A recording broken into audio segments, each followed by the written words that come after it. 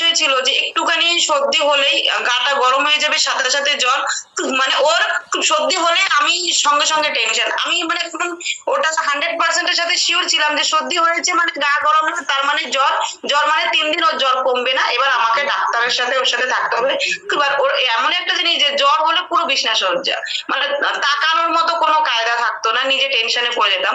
তো জানার পরে আমি ওকে নিউট্রিশনটা দিই, নিউট্রিশনটা দেওয়ার পরে যেটা যেটা আমি বেনিফিট পেয়েছি, 2 বছর ওকে আমি ডাক্তার দেখিয়েছি একটাই কারণে, যে ওর পায়ের নিচে কি হতো জানি না, শুধু ঘুমাতে গেলে বলতো মামি চিমটি দাও। তো চিমটি মানে এমন একটা চামড়াটাকে টেনে টেনে পুরো পায়ের তালুতে দিতে হতো, তারপরে কেউ ঘুমাতো।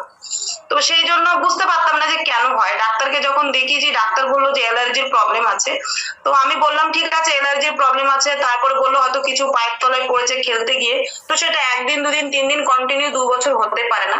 তো স্বাভাবিক এটা মনে একটা ডাউট থাকে যে এই জিনিসটা কেন হবে। তো ডাক্তার দেখিয়ে 2 বছর যে বেনিফিটটা পাইনি, আমি ডাইনোসেক যেই মাসে ওকে খাইয়েছি সেই মাসে আমি সেই বেনিফিট পেয়েছি, আজকের দিন ওর সেই জিনিসটা লাগে না যে আমাকে চিমটি দাও, পায়ের তালুতে আমাকে শিশি দাও, তারপরে আমি ঘুমাবো, সেই জিনিসগুলো হয়নি। আর সব থেকে বড় যে জিনিসটা হয়েছে যে বাইরের বাচ্চাদের বাইরের খাবারের প্রতি আগ্রহটা বেশি থাকে, দেখবে চিপস কুরকুরে, তারপরে হচ্ছে তোমার অন্যান্য তেলে ভাজা যে জিনিসগুলো থাকে ও প্রচুর খেত প্রচুর খেত, যার কারণে অসুস্থ বেশি পড়তো।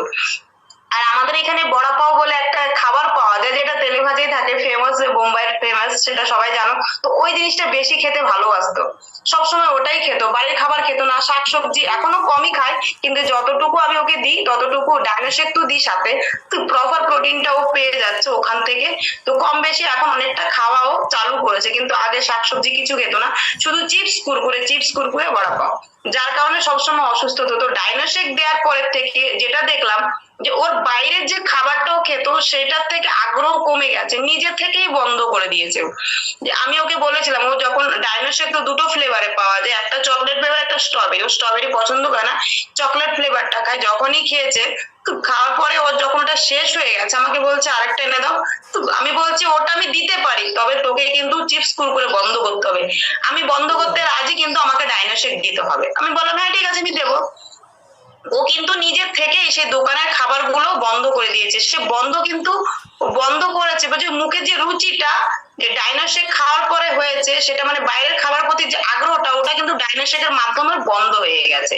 আর যে শাকসবজি খেত না যে মেয়ে, ও বলতো হ্যাঁ আমি শাকসবজি খাবো কিন্তু আমাকে ডাইনোসেক দিতে হবে।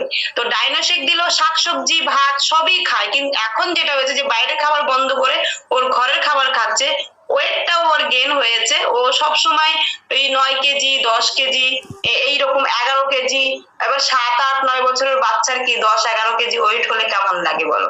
তো ও প্রথম মাসে 2 কেজি ওয়েট গেন করেছে, বাইরের খাবার বন্ধ করেছে, এবং যে ইমিউনিটি পাওয়ারটা ওর কম ছিল, সব সময় ডাক্তার দেখাতো, তো সেই জিনিসটা বন্ধ হয়েছে।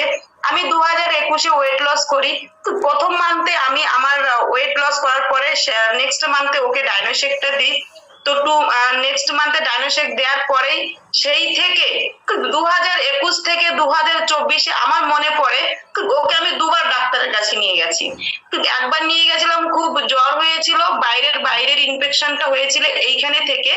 আরেকবার যেটা আমি কলকাতায় গেছিলাম তখন হয়েছিল ওয়াটার পার্কে যাওয়ার পরে ওর ওই জলটার জন্য ছোট ছোট বিচি মতো হয়ে গেছিল গায়ে, যার জন্য ওর ইনফেকশনটা হয়েছিল, জ্বর ছিল কন্টিনিউ 10 দিন। ওই দুটো কারণে কম বেশি শরীর খারাপ সবারই হয়, কিন্তু ওই দুটো কারণে ওকে আমি 2বার ডাক্তারকে দেখিয়েছি। এটা আমার মনে হয় 2021 থেকে 2024-এ।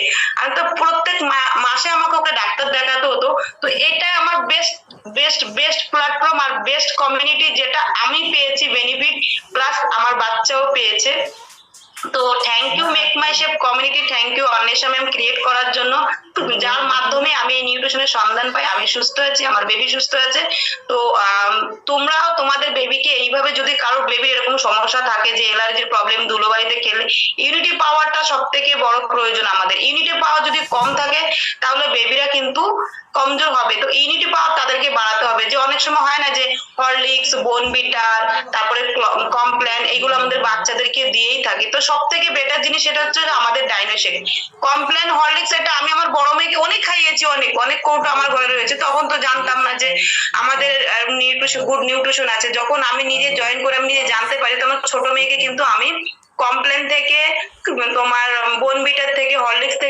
আমি সেই দিন থেকে কিছু দিই না। আমি যদি দিই তো ডাইনোশেক দিই, ডাইনোশেক সাথে শেকমেট, এটা দুটো মিক্স করে তোমরা কিন্তু তোমাদের বেবিদেরকেও দিতে পারো। আমি যেরকম বেনিফিট পেয়েছি ম্যাম পেয়েছে, তো তোমরাও কিন্তু এরকম বেনিফিট পাবে।